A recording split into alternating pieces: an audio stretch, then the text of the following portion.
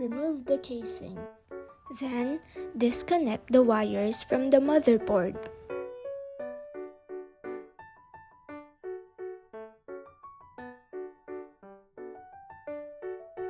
Remove the power supply unit.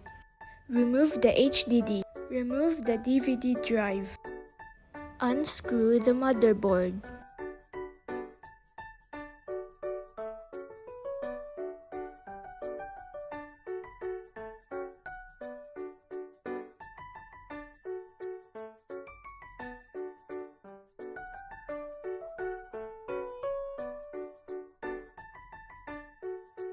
Remove the heatsink.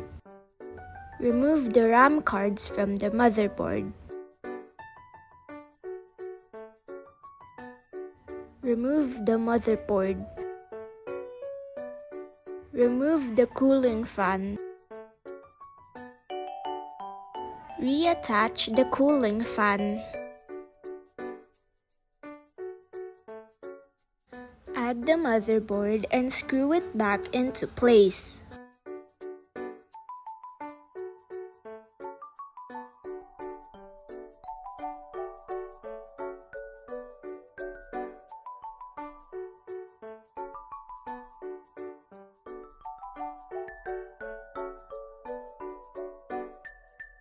Reattach the heatsink.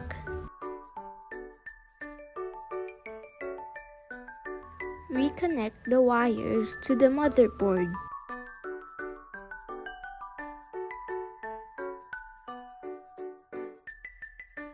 Add the HDD. Add the power supply unit. Reconnect the wires to the motherboard.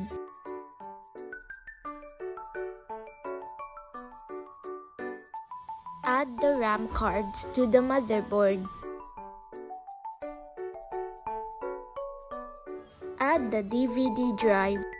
Attach the casing.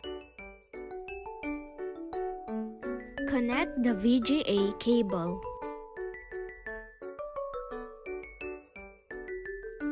Connect the mouse and keyboard.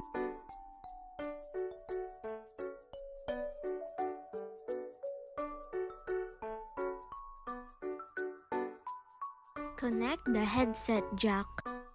Connect the power cable. Connect the Ethernet.